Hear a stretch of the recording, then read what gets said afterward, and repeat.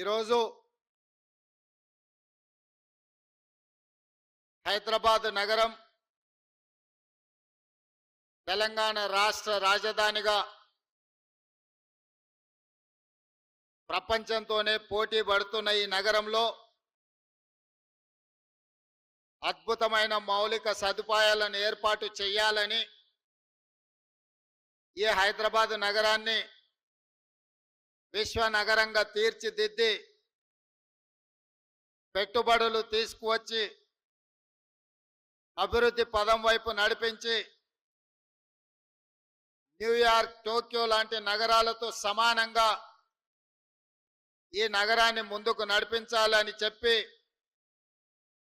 రాష్ట్ర ప్రభుత్వం, ముఖ్యంగా హైదరాబాద్ ఇన్ఛార్జ్ మినిస్టర్ పొన్నం ప్రభాకర్ గారు, రంగారెడ్డి జిల్లా ఇన్ఛార్జ్ మినిస్టర్ మిత్రులు శ్రీధర్ బాబు గారు నగర అభివృద్ధి కార్యక్రమాలలో భాగంగా ఈ కార్యక్రమాన్ని ఏర్పాటు చేసి నాతో పాటు పెద్దలు ఉప ముఖ్యమంత్రి వర్యులు శ్రీ బట్టి విక్రమార్క గారిని, అదేవిధంగా స్థానిక శాసనసభ్యులు దానం నాగేందర్ గారిని, అదేవిధంగా అరికపూడి గాంధీ గారిని, శాసన మండలి సభ్యులను, డిప్యూటీ మేయర్ గారిని, కార్పొరేటర్లను, ప్రభుత్వ ప్రత్యేక సలహాదారులను, అదేవిధంగా జిహెచ్ఎంసి మున్సిపల్ శాఖ ఉన్నత అధికారులను, మాజీ పార్లమెంట్ సభ్యులను,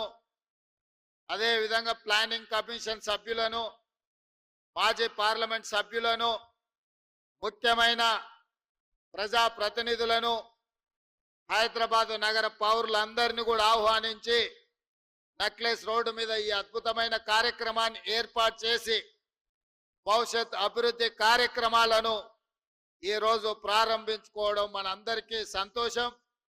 ఈ కార్యక్రమంలో పాల్గొన్న నాకు ఈ హైదరాబాదు నగరంలో ఈరోజు ఎస్టీపీలు కావచ్చు, ఫ్లైఓవర్లు కావచ్చు, అండర్ పాస్లు కావచ్చు, అదేవిధంగా నాలాల అభివృద్ధి కావచ్చు, అదేవిధంగా హైదరాబాదు నగరానికి అవసరమైన తాగునీటి కార్యక్రమాలకు సంబంధించి ప్రారంభోత్సవ కార్యక్రమాలను ఏర్పాటు చేసి దాదాపుగా 7,000 కోట్ల రూపాయలతో ఈ హైదరాబాదు నగరాన్ని తీర్చిదిద్దాలని ప్రయత్నం చేస్తున్న సహచర మంత్రివర్గ సభ్యులను, మున్సిపల్ శాఖ అధికారులను మనస్ఫూర్తిగా అభినందిస్తున్నా. మిత్రులారా, డిసెంబర్ 3, 2024 ఈరోజు, అదేవిధంగా డిసెంబర్ 3, 2023 నాటికి ఒక ప్రత్యేకత ఉన్నది. సరిగ్గా సంవత్సరం క్రితం 4 కోట్ల తెలంగాణ ప్రజలు ఇచ్చిన తీర్పును నిక్షిప్తమై డిసెంబర్ 3, 2023 నాడు ప్రజాపాలనను తీసుకురావాలి అని చెప్పి 4 కోట్ల తెలంగాణ ప్రజలు తీర్పు ఇచ్చిన రోజు, సరిగ్గా తెలంగాణ ప్రజలు తీర్పు ఇచ్చి సంవత్సరం పూర్తి చేసుకుంటున్న సందర్భంగా 4 కోట్ల తెలంగాణ ప్రజలకు మనస్ఫూర్తిగా శుభాకాంక్షలు, ధన్యవాదాలు తెలియజేస్తున్నా. ఇవాళ తెలంగాణ ప్రజలందరూ ఏకోన్ముఖమై శ్రీమతి సోనియా గాంధీ గారి నాయకత్వంలో ఆనాడు సెప్టెంబర్ 17, 2023 నాడు శ్రీమతి సోనియా గాంధీ గారు తెలంగాణ రాష్ట్రానికి ఇచ్చిన 6 గ్యారెంటీలను దృష్టిలో పెట్టుకొని వారు 2004లో కరీంనగర్లో తప్పకుండా 60 సంవత్సరాల తెలంగాణ ప్రజల యొక్క ఆకాంక్షను నెరవేరుస్తానని ఇచ్చిన గ్యారెంటీని వారు అమలు చేసి 10 సంవత్సరాలు పూర్తి చేసుకుంటున్న సందర్భంలో మళ్ళీ తెలంగాణ రాష్ట్రంలో శ్రీమతి సోనియా గాంధీ గారు 6 గ్యారెంటీలను తెలంగాణ ప్రజలకు ఇవ్వడం జరిగింది. 3 తారీఖు నాడు ఫలితాలు రావడం, 7 తారీఖు నాడు అధికారాన్ని చేపట్టడం, డిసెంబర్ 9 తారీఖు నాడు శాసనసభ సమావేశాలను ఏర్పాటు చేసుకొని మొదటి రోజే ఆర్టీసీలో ఆడబిడ్డలకు ఉచిత ప్రయాణం, అదేవిధంగా పేదవాళ్ళ ఆరోగ్యాన్ని వాళ్ళ కాపాడాలని రాజీవ్ ఆరోగ్యశ్రీతో 10 లక్షల రూపాయల ఉచిత వైద్యాన్ని కార్పొరేటు వైద్యం అందించడానికి మొదటి రోజు శాసనసభ సమావేశాలలో మనం నిర్ణయం తీసుకోవడం జరిగింది. ఈ డిసెంబర్ మొదటి వారం మొత్తం విజయోత్సవాలు, మనం సాధించుకున్న విజయాలను స్మరించుకొని సంవత్సరం పూర్తి చేసుకుంటున్న సందర్భంలో రాబోయే సంవత్సరానికి మనం భవిష్యత్ కార్యాచరణను కూడా ఈరోజు నిర్ణయించుకోవాల్సిన అవసరం ఉన్నది. మిత్రులారా, ఈరోజు ఆలోచన చేయండి. హైదరాబాదు నగరం అంటే తెలంగాణ రాష్ట్రానికే కాదు, ఈ దేశానికి ప్రపంచానికే ఒక ప్రత్యేక గుర్తింపు ఉన్నది. ఇవాళ అమెరికాలో సిలికాన్ వ్యాలీలో ఇంజనీర్లు ఉన్నారు అనంటే, సిలికాన్ వ్యాలీ నడుస్తుంది అనంటే, ఈ హైదరాబాదు నగరం తెలంగాణ రాష్ట్రంలో చదువుకున్న నిరుద్యోగ యువకులు ఇంజనీర్లుగా మారి అమెరికా లాంటి దేశాలను సాంకేతిక నైపుణ్యంతో అభివృద్ధి చేస్తున్నారంటే అందులో ఈ హైదరాబాదు నగరానికి ఒక ప్రత్యేకమైన స్థానం ఉన్నది. ఇదే కాదు, ఆనాడు శ్రీ రాజీవ్ గాంధీ గారు ఈ దేశం యొక్క భవిష్యత్తు మారాలి అనంటే కంప్యూటర్ యుగం రావాలి, 21వ శతాబ్దంలోకి వేగంగా అభివృద్ధి చెందాలి అంటే ఈ దేశం యువతకు కంప్యూటర్ని పరిచయం చెయ్యాలి అని ఈ దేశానికి కంప్యూటర్ని రాజీవ్ గాంధీ గారు పరిచయం చేసింది.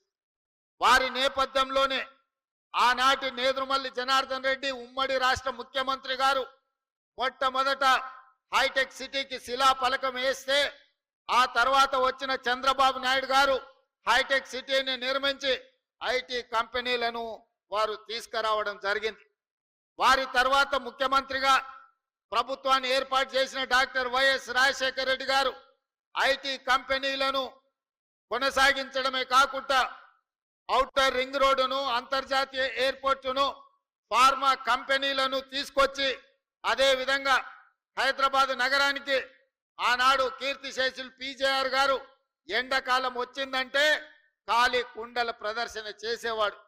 ఈ నగరానికి తాగునీటి సమస్యను శాశ్వతంగా పరిష్కరించాలి అని వారు బతుకున్నంత కాలం పి జనార్దన్ రెడ్డి గారు ఈ నగరంలో పేదల కోసం కొట్లాడి, వారి పోరాట ఫలితం కృష్ణా నుంచి Krishna phase 1, Krishna phase 2, Krishna phase 3 తాగు జలాలను తరలించడమే కాకుండా గోదావరి జలాలని నగరానికి తరలించిన చరిత్ర కాంగ్రెస్ పార్టీ.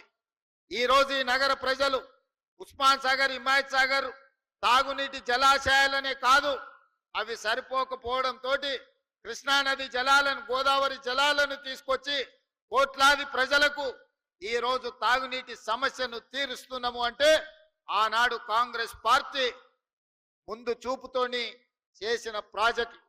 అవే కాదు, ఈరోజు మనం చూస్తున్న ఈ నెక్లెస్ రోడ్డు కానీ, అక్కడున్న ఈ ఫ్లైఓవర్లు కానీ, లేకపోతే ఆ బుద్ధుడు కానీ, లేకపోతే ట్యాంక్ బండ్ మీద కట్టిన గొప్ప మహానుభావుల విగ్రహాలు కానీ, ఆనాడు ఎన్టీ రామారావు గారు, కోట్ల విజయభాస్కర్ రెడ్డి గారు తీసుకున్న నిర్ణయాలు ఈ రోజు ఈ నగరం ప్రపంచంతోనే పోటీ పడే విధంగా అభివృద్ధి చెందింది.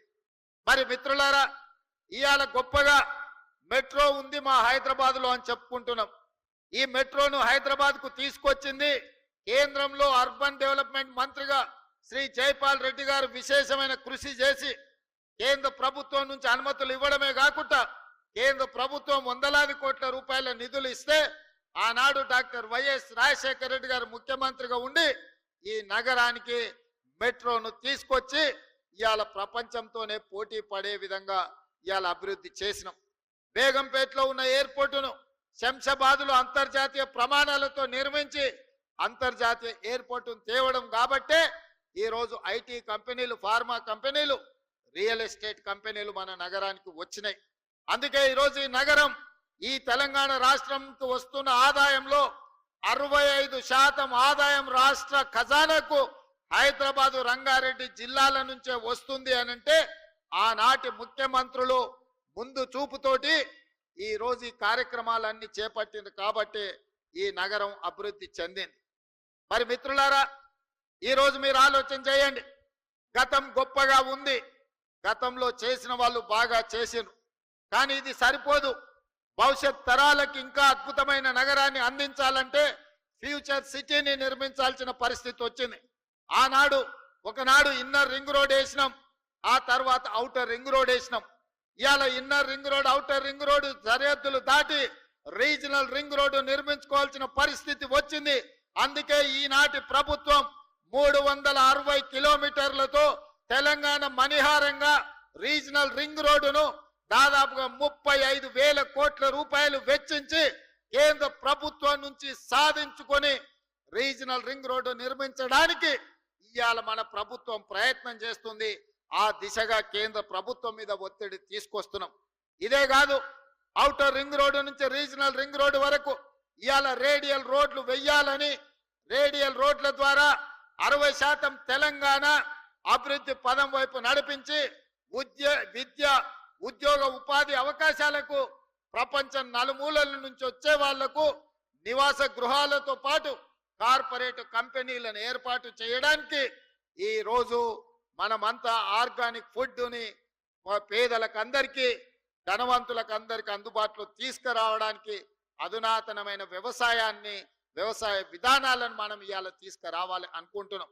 అదేవిధంగా ఇబ్రహీంపట్నం దగ్గర అంతర్జాతీయ స్థాయి కూరగాయల మార్కెట్ను దాదాపుగా 250 ఎకరాలలో అంతర్జాతీయ ప్రమాణాలతోటి వెజిటబుల్ మార్కెట్ కాదు, ఫ్రూట్ మార్కెట్, డైరీ ప్రోడక్ట్స్, అదేవిధంగా పౌల్ట్రీ ప్రోడక్ట్స్, మీట్ ప్రోడక్ట్స్ అన్నిటిని కూడా ఒకే దగ్గర కట్టి రైతులు పండించిన పంట ఈ రోజు దాచుకోవడానికి కోల్డ్ స్టోరేజ్ లేవు. వాళ్ళు పండించిన పంట మార్కెట్లో అమ్మడానికి తెచ్చిన పండ్లు ఒకవేళ కొనకపోతే మురిగిపోతే రోడ్ల మీద పడేసే పరిస్థితి. టమాటాలు లాంటివి తెస్తే 2 రోజుల్లో అమ్మకపోతే అవి పాడైపోయే పరిస్థితి. అందుకే ఈరోజు ఇబ్రహీంపట్నంలో మనము అంతర్జాతీయ ఫ్రూట్ మార్కెట్ను పెట్టడమే కాకుండా ఈరోజు కోల్డ్ స్టోరేజ్లు పెట్టడం ద్వారా రైతులు పండించిన పంటకు రక్షణ కల్పించాలని ఈ రోజు మన ప్రభుత్వం ప్రణాళికలు చేస్తుంది. ఔటర్ రింగ్ రోడ్డుకు అనుబంధంగా ఈ రోజు ప్రభుత్వం చేపడుతున్న కార్యక్రమాలు అత్యంత గొప్పది, పెద్దది. రేపటి ప్రపంచానికి అద్భుతమైన నగరాన్ని అందించే ఫ్యూచర్ సిటీ ముచ్చెర్ల ప్రాంతంలో ఈ రోజు మనము నాగరికుంట ప్రాంతంలో నిర్మించుకుంటున్నాం. దాదాపుగా 15,000 ఎకరాల భూమి ఉన్నది. ఇంకొక 15,000 ఎకరాలు ఫారెస్ట్ ల్యాండ్ ఉన్నది. అదనంగా ఇంకొక 15,000 ఎకరాలు భూమి రైతులు సహకరించి అందిస్తే 40 నుంచి 50,000 ఎకరాలతోటి ఒక అద్భుతమైన నగరాన్ని నిర్మించుకొని ఈ దేశంలోనే కాదు ప్రపంచంలో ఉండే న్యూయార్కో లేకపోతే మన టోక్యో లాంటి నగరాలను, సింగపూర్ లాంటి నగరాలను పోటీ పడే విధంగా ఈ రోజు మనము నగరాన్ని నిర్మించుకుందాం అనుకుంటున్నాం. ఆనాడు ఒక ఆయన చెప్పిండు, మీరు అందరు చూసారు, ట్యాంక్ బండు నీళ్లు కొబ్బరి నీళ్ళు అలాగుంటాయి, ఇట్లా ముంచుకొని అట్లా తాగొచ్చు అన్నాడు. నేను ఈడు ఉన్న మిత్రులు ఆడుతున్న జర్ర అట్లా రోడ్ దాటితే ట్యాంక్ బండే. తాగుడు సంగతి దేవుడు ఎరుగు, వాసన చూసే పరిస్థితి ఉందా? 10 ఏళ్ళ ఆయన పరిపాలనలో మురికి కూపంగా ట్యాంక్ బండును మార్చిన చరిత్ర ఆనాటి ముఖ్యమంత్రిది. ఇట్లాంటి అబద్ధాలతో కాలం గడిపిండు. ఓల్డ్ సిటీని అన్నాడు ఇస్తాంబుల్ చేస్తాని. ఇస్తాంబుల్ కాదు కదా, ఆడున్న ట్రాఫిక్ జాములు కానీ చార్మినార్ చుట్టూతో తిరగలేని పరిస్థితి ఈ 10 సంవత్సరాలలో వచ్చింది. వర్షం వస్తే వరద నీళ్లు హైదరాబాద్ రోడ్ల మీద వరదలై పారుతున్నాయి తప్ప కనీసం మేము నిర్మించిన నగరంలో మురికి కాలువలు కూడా ఆనాటి ముఖ్యమంత్రి గారు, ఆనాటి మున్సిపల్ శాఖ మంత్రి గారు ఈ రోజు గొప్పలు చెప్పుకుంటున్నారు కానీ కనీసం డ్రైనేజీ కాలువలు కూడా తవ్వే ప్రయత్నం చేయలే. ఇవాళ ట్యాంక్ బండ్ మీదనో లేకపోతే శిల్పారామం దగ్గర వారు సెల్ఫీలు దిగుతున్నారు. వారు సెల్ఫీలు దిగి సెల్ఫ్ డబ్బా కొట్టుకునే శిల్పారామం కూడా ఆనాడు కాంగ్రెస్ పార్టీని అభివృద్ధి చేసింది, వారు మర్చిపోయినట్టున్నారు. వారు అప్పుడప్పుడు ట్విట్టర్లో పెట్టి హైటెక్ సిటీ ఆనాడు మనం చేసిందే. ఈ ట్యాంక్ బండ్ ఏదో ఆయననే నిర్మించినట్టు, వాళ్ళ తాతగారు బుద్ధుడి విగ్రహం పెట్టినట్టు ఇవాళ ఆ ఫోటోలను చూపించి మేము నిర్మించినమని అబద్ధాలు చెప్పుకునే పరిస్థితి. ఏది ఏమైనా ఆనాడు 10 సంవత్సరాలు 20 లక్షల కోట్ల రూపాయలు ఖర్చు పెట్టినా ఈ నగరానికి కావాల్సిన శాశ్వతమైన అభివృద్ధిని గత 10 సంవత్సరాలు పరిపాలనలో ఉన్న వాళ్ళు చెయ్యలేదు. మరి ఈరోజు నేను మిమ్మల్ని అడుగుతున్న మిత్రులారా, టీవీలలో మనం చూస్తున్నాం, ఢిల్లీలో కాలుష్యం పెరిగిపోయింది, మనుషులు బతకలేని పరిస్థితి, ప్రజల్ని ఇళ్లలో నుంచి బయటికి రావద్దంటారు. ఢిల్లీలో పాఠశాలలకు సెలవులు ఇచ్చిండ్రు. అక్కడ ఉన్నోళ్ళు ఆరోగ్యం కాపాడుకోవాలంటే ఇతర నగరాలకి వలస బొమ్మని అక్కడ ఉన్న వాళ్ళు చెప్తున్నారు. స్పష్టంగా ఢిల్లీ నగరం ఈనాడు నివసించడానికి ఉపయోగపడే నగరంగా లేదు. ఢిల్లీ నగర వాసులు ఇతర ప్రాంతాలకు వలస బొమ్మంటున్నారు. ముంబై నగరాన్ని తీసుకుంటే వర్షం వచ్చిందంటే పీకల దాకా నీళ్ళు వచ్చి ముంబై నగరం అతలా కుతలమైపోతుంది. ముంబై నగరము నివసించలేని పరిస్థితికి వచ్చింది. మొన్న చెన్నై మీరు చూసిండ్రు, డిసెంబర్లో వర్షాలు వచ్చి చెన్నై మొత్తం మునిగిపోయింది. చెన్నై పరిస్థితి చెప్పే పరిస్థితి లేదు. బెంగళూరులో పోతే పొద్దున ఎయిర్పోర్ట్ విమానం ఎక్కాలంటే సాయంత్రం వరకు బెంగళూరు ట్రాఫిక్ లోనే ఇరుక్కుపోయే పరిస్థితి ఉంది. ఈ రోజు బెంగళూరు ట్రాఫిక్ గంటల కొద్ది రోడ్ల మీదనే, ఇంట్లో తక్కువ రోడ్ల మీద ఎక్కువ ఉండే పరిస్థితి బెంగళూరు నగరానికి వచ్చింది. కలకత్తా గురించి నేను చెప్పాల్సిన పని లేదు, మీకు అందరికీ తెలుసు. కలకత్తాలో ఉన్నంత మురికి, కలకత్తాలో ఉన్నన్ని సమస్యలు ఈ భూమి మీద ఎక్కడా లేవు. అందుకే ఈరోజు హైదరాబాద్ నగరవాసులను, తెలంగాణ ప్రజలు నేను అడగదలుచుకున్నా. ఢిల్లీ, ముంబై, కలకత్తా, బెంగళూరు, చెన్నై అన్ని నగరాలు ఈరోజు కాలుష్యం మొత్తం ఆక్రమించుకున్నది. వాయు కాలుష్యం, నీరు కాలుష్యం, భూమి కాలుష్యం, అక్కడ నివసించలేని పరిస్థితి, అక్కడ ట్రాఫిక్ సమస్యను పరిష్కరించలేని పరిస్థితికి ఆ నగరాలు చేరుకున్నాయి. మరి మనం ఇంకొక 10 సంవత్సరాలు ఏమనుకుంటా ఊరుకుంటే హైదరాబాదు నగరం వాటన్నిటికంటే దరిద్రంగా తయారయ్యే పరిస్థితి ఉన్నది మిత్రులారా. అందుకే ఈరోజు ఆ నగరాల నుంచి అనుభవాలు నేర్చుకోవాలి. ఢిల్లీ లాంటి అత్యధిక కాలుష్య నగరంగా ఈరోజు ఢిల్లీ వచ్చిందంటే గత పాలకుల నిర్లక్ష్యం వల్ల ఈరోజు ఢిల్లీ నగరం ఆ విధంగా తయారైంది. అందుకే ఈరోజు ఈ అభివృద్ధి కార్యక్రమాలే కాదు, మూసీ డెవలప్మెంట్ను చెయ్యాలని, మూసీ నదిని ప్రక్షాళన చెయ్యాలని, మూసీ నదిని పునరుజ్జింపజేయాలని హైదరాబాదులో కాంక్రీట్ జంగల్గా మారి వర్షాలు వస్తే ఎక్కడికక్కడ రోడ్ల మీద వరదలు వచ్చే పరిస్థితి వచ్చింది. అందుకే ఆ వరదల్ని నియంత్రించడానికి రోడ్ల మధ్యలోనే ఇండ్లలో వాటర్ హార్వెస్టింగ్ పిట్టులు కట్టుకుంటే ఎట్లా కట్టుకుంటామో వర్షపు నీటిని ఒడిసి పట్టుకోవడానికి, ఇవాళ రోడ్ల మీద వచ్చిన నీళ్లను ఒడిసి పట్టుకోవడానికి వాటర్ హార్వెస్టింగ్ వెల్స్ ను కడుతున్నాం. ఒక్కొక్క దగ్గర 10 లక్షల లీటర్లను ఒడిసి పట్టడానికి రోడ్డు పక్కననే వాటర్ హార్వెస్టింగ్ వెల్స్ ని కట్టినాం. నిన్న మొన్న కొన్నిటిని ఇవాళ మనం కొన్నిటిని ప్రారంభించుకున్నాం. భవిష్యత్తులో ఇంకా 141 ప్రాంతాలలో వర్షాలు వస్తే రోడ్ల మీద నీళ్లుండి నీళ్లకు బండ్లు పోలేని పరిస్థితి, పోతే కొట్టుకపోయే పరిస్థితి, దాంతో ట్రాఫిక్ జామ్లు అవుతున్నాయి. వాటన్నిటిని కూడా వాటర్ హార్వెస్టింగ్ వెల్స్ కట్టాలని ఇవాళ అధికారులకు ఆదేశాలు ఇచ్చి ఈ నగరాన్ని ఒక క్రమ పద్ధతిలో అభివృద్ధి చేయాలి, ట్రాఫిక్ సమస్యను శాశ్వతంగా పరిష్కరించాలి అని ఇవాళ మనం ఆలోచన చేస్తున్నాం. అందుకే ఈరోజు ఎంతమంది ఎంత విష ప్రచారం చేసినా, రియల్ ఎస్టేట్ దెబ్బతిన్నదని సోషల్ మీడియాలో ప్రకటనలు చేసినా, ఇవాళ సూటిగా మీడియా మిత్రుల ద్వారా తెలంగాణ సమాజాన్ని నేను చెప్పదలుచుకున్నా. ఏప్రిల్ 1, 2023 నుంచి నవంబర్ 30, 2023 వరకు 6 నెలల్లో అభివృద్ధి. అదేవిధంగా మన ప్రభుత్వం వచ్చినాక ఏప్రిల్ 1, 2024 నుండి నవంబర్ 30 తారీఖు వరకు పోల్చినప్పుడు హైదరాబాద్ నగర రియల్ ఎస్టేట్ దాదాపుగా 29% అభివృద్ధి చెందింది. ఇది మా నిబద్ధతకు, మేమిచ్చిన అనుమతులకు హైదరాబాద్ నగరానికి రియల్ ఎస్టేట్ ఆదాయం పెరిగింది, తగ్గలేదు. ఎక్కడైనా చెరువులు ఆక్రమించుకున్నోళ్ళు, నాలాలు ఆక్రమించుకున్నోళ్ళు, ఈరోజు కుంటలను ఆక్రమించుకున్నోళ్ళ పాలిట హైడ్రా అనేది వాళ్ళ నిద్రలో కూడా, కలలో కూడా వాళ్ళు ఉలిక్కిపడి లేచే విధంగా పనిచేస్తుంది.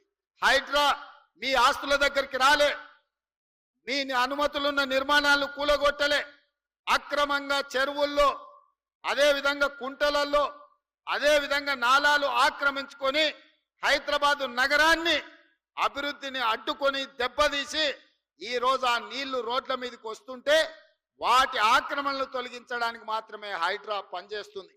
ఇవాళ నరేంద్ర మోడీ గారు అహ్మదాబాద్లో ఆయన సబర్మతి రివర్ డెవలప్మెంట్ ఫ్రంట్ కట్టుకుంటే, అక్కడ ఆయన కట్టుకుంటే ఇక్కడ కిషన్ రెడ్డి సప్పట్లు కొడుతుండ, అబ్బా మా మోడీ చూడ అద్భుతం చేసిండని. 25 ఏళ్ల నుంచి కిషన్ రెడ్డిని హైదరాబాద్ ప్రజలు భుజాల మీద మోసిరు. ఆయన మాత్రం మూసీ రివర్ డెవలప్మెంట్ ఫ్రంట్ వద్దు, ఎందుకంటే హైదరాబాద్ నగరంలో మూసి అభివృద్ధి అయితే మోడీ కంటే మంచి పేరు తెలంగాణకు వస్తుంది కాబట్టి మేము కాళ్ళలో కట్టె పెడతాం, మూసిని గట్టనీయం, అట్లెట్ల కడతాం, మూసీలో పోయి పండుకుంటాం అంటుండు. నువ్వు మూసీలో పండుకున్నా, మూసీలో మునిగి మీరు ఆత్మహత్య చేసుకున్నా ఇక్కడ ప్రజలు మిమ్మల్ని పట్టించుకోరు. కిషన్ రెడ్డి గారు, మీరు నిజంగానే మీకు చిత్తశుద్ధి ఉంటే మోడీ దగ్గరికి వెళ్ళి కేంద్ర ప్రభుత్వం నుంచి ఓ 25,000 కోట్ల రూపాయలు మూసీ రివర్ అభివృద్ధి కోసం నిధులు తీసుకురా. అక్కడ పేదోళ్ళ కోసం ముసలి కన్నీరు గారుస్తున్నావు కదా, ప్రధానమంత్రి ఆవాస్ యోజన కింద భూమి నేను ఇస్తా, ఓ 10,000 కోట్ల రూపాయలు తీసుకురా. అద్భుతంగా పేదోళ్ళందరికీ మంచిగా అపార్ట్మెంట్స్ కట్టి ఇద్దాము, వాళ్ళకు మంచి భవిష్యత్తు ఇద్దాం, అక్కడ మంచి స్కూళ్ళు కట్టిద్దాం, మంచి కాలేజీలు కట్టిద్దాం.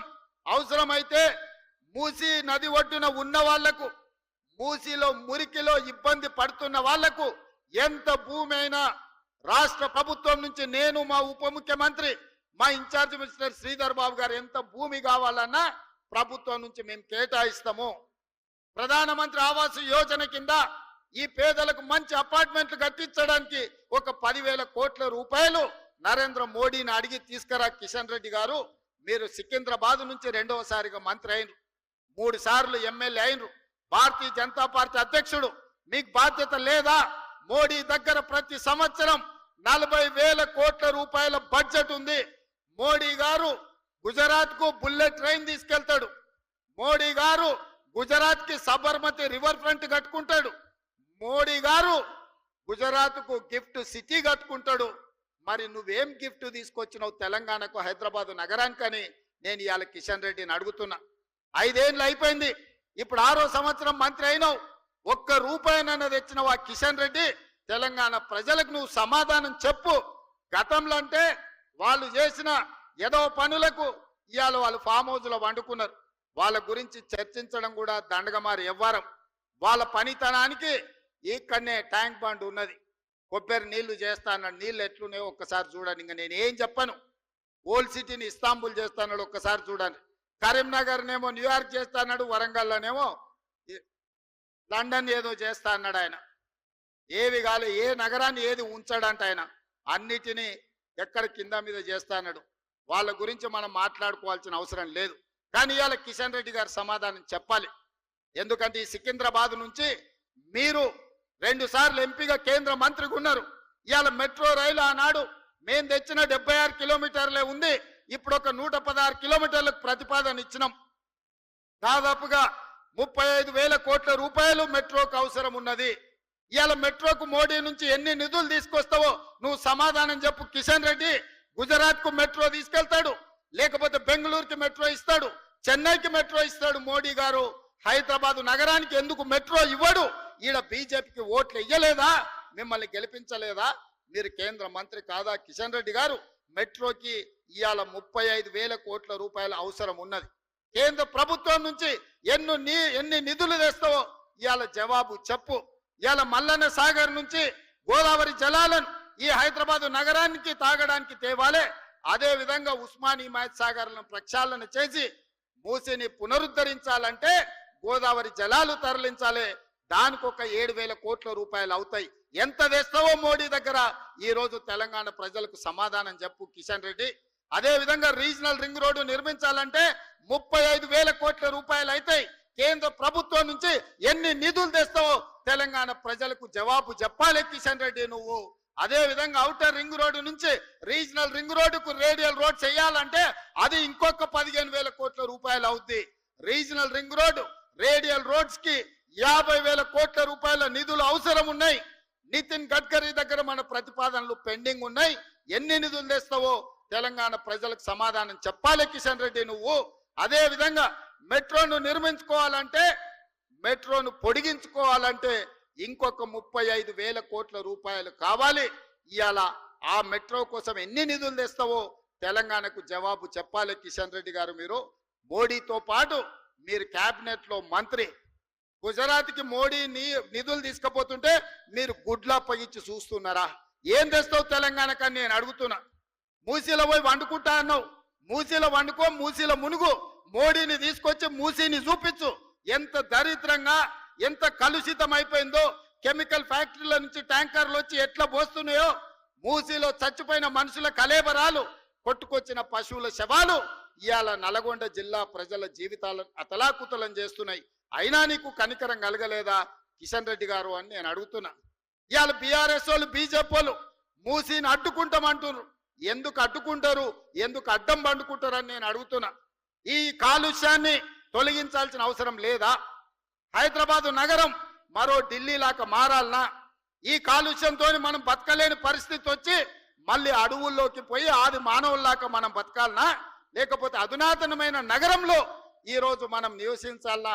తెలంగాణ సమాజం ఆలోచన చెయ్యాలి. ఈ నగరం మనది. ఈ నగరం మనం బ్రతకడానికే కాదు, మనకు ఉపాధి ఇచ్చింది, మనకు ఆదాయాన్ని ఇచ్చింది, మనకు ప్రతిష్టను తెచ్చింది. ఈ నగరం ప్రపంచంతో పోటీ పడాలి అంటే రీజనల్ రింగ్ రోడ్డు నిర్మించుకోవాలి, రేడియల్ రోడ్స్ నిర్మించుకోవాలి, ఎస్టీపీలు నిర్మించుకోవాలి, ఫ్లైఓవర్లు కట్టుకోవాలి. అదే విధంగా గోదావరి కృష్ణా నదీ జలాలను తాగడానికి తరలించుకోవాలి, మెట్రో రైలును విస్తరించుకోవాలి. ఇవన్నీ పనులు చెయ్యాలంటే ఈ రోజున్న అంచనాలకు ఫ్యూచర్ సిటీ కాకుండా వీటికి 1,50,000 కోట్ల రూపాయలు కావాలి. రాబోయే 4 ఏళ్లలో 1,50,000 కోట్లు ఈ పనులన్నిటికీ ఖర్చు పెడితే హైదరాబాదు నగరం ఒక అద్భుతమైన నగరంగా మారుతుంది. ఈ అద్భుతమైన నగరం ప్రపంచ పెట్టుబడులకు వేదిక అవుతుంది. ఈ ప్రపంచ పెట్టుబడులకు మన నగరాన్ని వేదిక చెయ్యాలి అంటే కేంద్ర ప్రభుత్వం సహకరించాలి. ఏడ్చేటోడు ఏడుస్తాడు. ఏడ్చేటోడు గురించి నాకు బాధ లేదు. ఎందుకంటే బీఆర్ఎస్ వాళ్ళు మేము చెయ్యలేదు, ఈయన చేస్తున్నాడు, ఈయనకు పేరు వస్తే మా మనుగడ ఉండదు, మా ఉనికి మాయమవుతుందని వాళ్ళు బాధపడుతున్నారు. వాళ్ళ బాధ మనం అర్థం చేసుకుంటాం. కానీ 11 ఏళ్ల నుంచి 3 సార్లు ప్రధానమంత్రిగా మోడీ ఉన్నాడు. హైదరాబాదు నగరంలో వరదలు వచ్చి మునిగిపోయినప్పుడు 1 పైసా కూడా ఇయ్యలే మోడీ. ఇక్కడ ఇండ్లు దడిచిపోతే, ఇక్కడ సామాన్లు మునిగిపోతే అప్పుడు ఆయన బండి సంజయ్ చెప్పిండు, బండి కట్టుకోపోతే బండి ఇస్తాం, ఆటో కొట్టుకోపోతే ఆటో ఇస్తాం, కారు పోతే కారు ఇస్తాం అన్నాడు. తర్వాత అడిగితే మీకు ఇన్సూరెన్స్ ఉంటుంది కదా తెచ్చుకోపోండి అన్నాడు. ఇది వాళ్ళ నీతి. అందుకే ఇవాళ మీరు నిధులు తెస్తారా లేకపోతే గుజరాత్కే వలసపోయి అక్కడనే బతుకుతారా అని నేను అడగదలుచుకున్న కిషన్ రెడ్డి గారిని. నువ్వు హైదరాబాదు నగరం గురించి, అభివృద్ధి గురించి నా సంగతి వదులు. సికింద్రాబాద్ ఎంపీ కదా, నీ దగ్గర ఏం ప్రణాళిక ఉందో చెప్పు. కిషన్ రెడ్డి గారు సూటిగా మిమ్మల్ని అడుగుతున్నా, మూసి ప్రక్షాళనకు కేంద్ర మంత్రిగా కేంద్ర ప్రభుత్వంలో ఉన్న నువ్వు మూసి ప్రక్షాళనకు నీ దగ్గర ఉన్న ప్లాన్ ఏంది, యాక్షన్ ప్లాన్ ఏంది, కేంద్రం నుంచి ఏం నిధులు తీసుకొస్తావు? నెంబర్ 1. నెంబర్ 2, హైదరాబాద్లో రద్దీ పెరిగిపోయింది, ట్రాఫిక్ జాములు పెరిగిపోయినాయి. దీన్ని ఎదుర్కోవాలంటే మెట్రోను విస్తరించుకోవాలి. విస్తరించే మెట్రోకి నీ విధానం ఏంది, నిధులు ఎన్ని మోడీ నుంచి అడిగి తీసుకొస్తావో తెలంగాణ ప్రజలకు చెప్పు. అదే విధంగా హైదరాబాదు నగరంలో ఫ్లైఓవర్లు కట్టాలి. అది జూబ్లీహిల్స్ చెక్ పోస్ట్ కావచ్చు, 45 కావచ్చు, అదే విధంగా ఆరంగఢ్ కావచ్చు, మెహదీపట్నం చౌరస్తా కావచ్చు, ఉస్మానియా హాస్పిటల్ కావచ్చు, లేకపోతే నింబోలి అడ్డ కావచ్చు, ఉప్పు గుడ కావచ్చు, గౌలి గుడ కావచ్చు.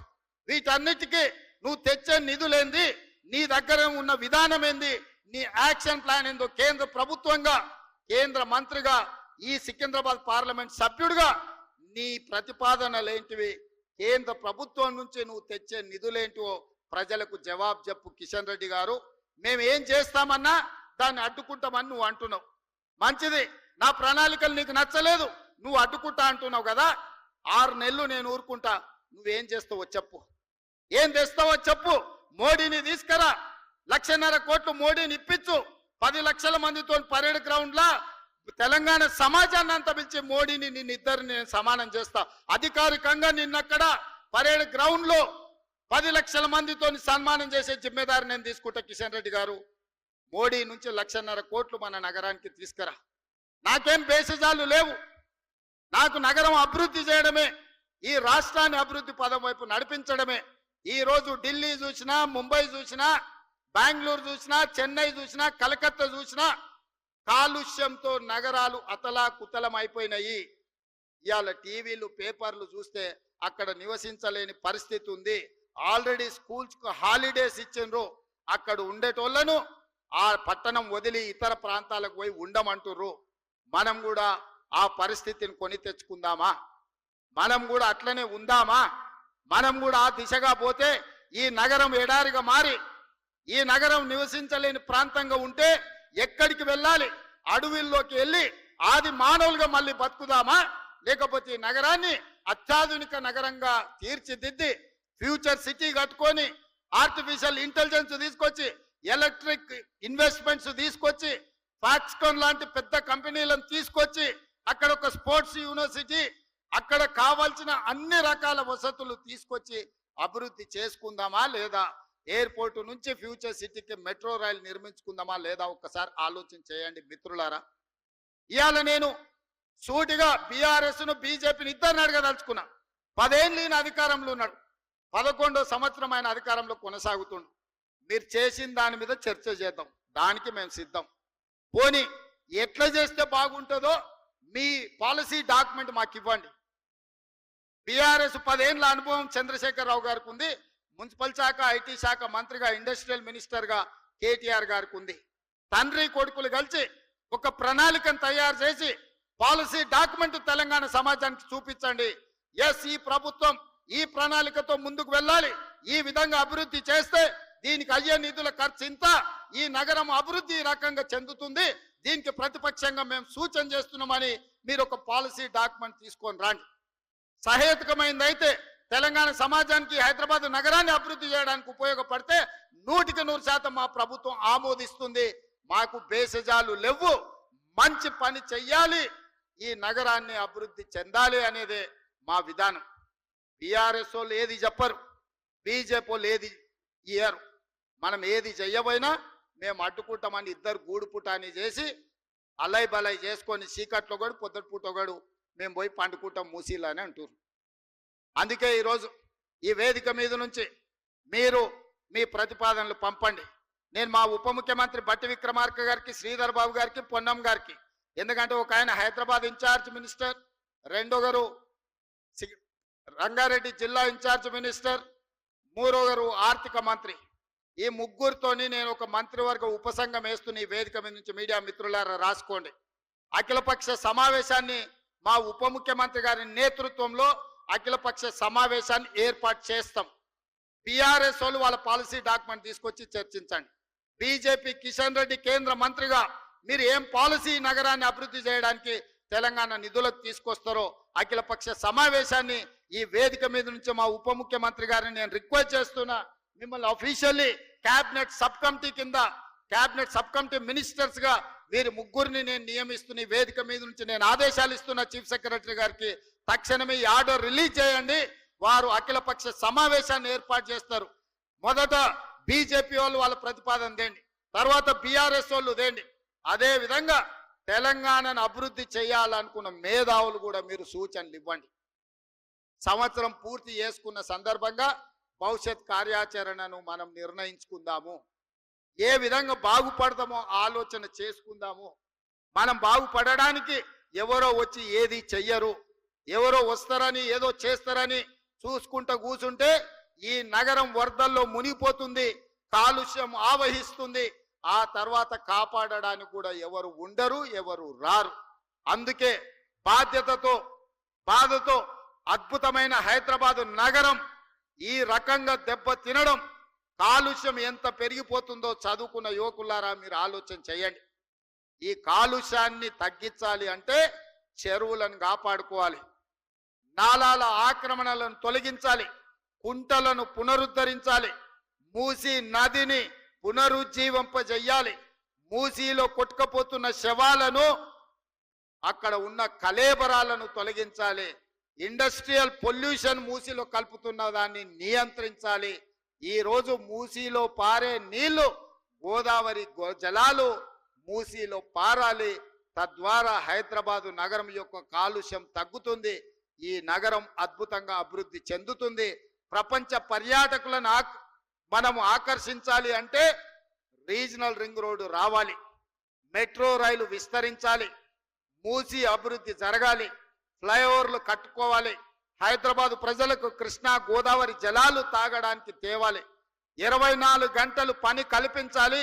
ఆటోలు నడుపుకునే వాళ్ళ నుంచి టాక్సీలు నడుపుకునే వరకు చిన్న చిన్న ఛాయ్ బండి నుంచి పెద్ద పెద్ద హోటళ్ల వరకు పరిశ్రమ అభివృద్ధి చెందాలి అంటే పర్యాటకులు పెరగాలి.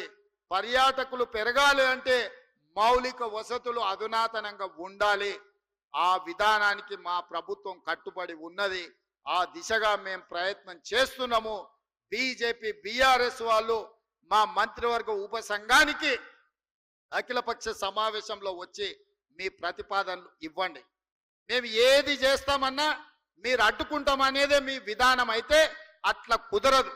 గతంలో మీరు చేసింది కొన్ని తప్పులు చేసిరు, ఎన్నో అప్పులు చేసిరు. గతంలో ఏందా అని వెనక్కి తిరిగి చూసినాం అన్నెప్పుడో వాళ్ళు పెడబొబ్బలు పెడుతుంటారే వాళ్ళు ఏమైనా మంచి చేస్తే మేమన్నా తప్పు చేస్తున్నాం అని చూస్తే ఏం లేదు. అడగోలిగే తప్పులు ఉన్నాయి, కొండంతా అప్పులు ఉన్నాయి. ఈ రెండు తప్ప గత ప్రభుత్వం చేసింది నాకు ఎక్కడ కనిపించలే. మరి అధికారం కోల్పోయినాక ఏమైనా జ్ఞానోదయమై ఏమన్నా ఆలోచనలు మారి ఏమన్నా అద్భుతమైన సూచనలు మా ప్రభుత్వానికి చేస్తామంటే నాకేమీ అభ్యంతరం లేదు. మా బట్టి విక్రమార్క గారు మా మిత్రుడు మీకు అందుబాటులో ఉంటాడు. వారికి సహాయంగా శ్రీధర్ బాబు, పొన్నం ప్రభాకర్ గారు ఉంటారు. మీరు ప్రతిపాదనలు ఇవ్వండి. ఈ ప్రభుత్వం ప్రజా ప్రభుత్వం, ప్రతిపక్షాలను గౌరవిస్తుంది, ప్రతిపక్షాల సలహా సూచనలు తీసుకుంటుంది. మీరు ఇవ్వండి, మన రాష్ట్రాన్ని అభివృద్ధి చేసుకుందాం. అంతే తప్ప అడ్డుకుంటామని అంటే అడ్డుకోవడం అనేది సమాధానం కాదు. అడ్డుకుంటే అడ్డుకునే వాళ్ళని ఎట్లా అడ్డుకోవాలనో అంతో ఇంతో తెలిసిన వాళ్ళమే. ఎందుకంటే ఇవన్నీ చూసుకుంటేనే ఇంత దూరం వచ్చినాం, చూడకుంటూ వచ్చినాం. మిత్రులారా మీకు తెలుసు కదా, ఇవన్నీ చూడకుంటేనే ఇంత దూరం వచ్చినాం. మేమందరం ఏమన్నా తాత పేరు నాయన పేరు చెప్పొచ్చు ఆ కుర్చీలో కూర్చున్నామా? లేదు కదా, మీ మధ్యలో ఉండుకుంటేనే వచ్చినాం కదా. అందుకే ఇట్లాంటి ఆలోచనలు మానండి. మా మీద కోపం ఉంటే ఇంకో రకంగా తీర్చుకోండి. మమ్మల్ని కక్ష సాధింపు చర్యలకు పాల్పడాలంటే ఇంకే రకంగా అయినా చూడండి. మా మీద కోపంతో 4 కోట్ల తెలంగాణ ప్రజల్ని శిక్షించకండి. ఈ నగర అభివృద్ధిని అడ్డుకోకండి. ఈ నగరమే మన ఆదాయం, ఈ నగరమే మన జీవన విధానం. ఈ నగరాన్ని మనం కోల్పోతే మనం సర్వం కోల్పోయినట్టే. హైదరాబాదు నగరమే ఈ రాష్ట్రం యొక్క ఆదాయము, ఆత్మగౌరవము. ఇది మనం నివసించడానికి ఉండే ఒక అద్భుతమైన నగరం. దీన్ని ఏ రకంగా అయినా కాపాడుకుందాం. ఈ రోజు చేపట్టిన అభివృద్ధి కార్యక్రమాలు 7,000 కోట్ల రూపాయలవే. ఈ హైదరాబాదు నగరానికి ఇవి సరిపోవు. తొందరలోనే ప్రణాళికలు చేస్తున్నాము. ఆ ప్రణాళికలతోని అంతర్జాతీయ నగరంగా తీర్చిదిద్దే బాధ్యత, విశ్వ నగరంగా రాణింపజేసే విధంగా రాబోయే రోజుల్లో అంతర్జాతీయ పెట్టుబడులు తీసుకొచ్చి ఈ నగరాన్ని అద్భుతంగా తీర్చిదిద్దడానికి రోజుకు 18 గంటలు పనిచేసే బాధ్యత మేమందరం తీసుకుంటామని చెప్పి మీ అందరికీ తెలియజేస్తూ మీ అందరి దగ్గర సెలవు తీసుకుంటున్న మిత్రులారా.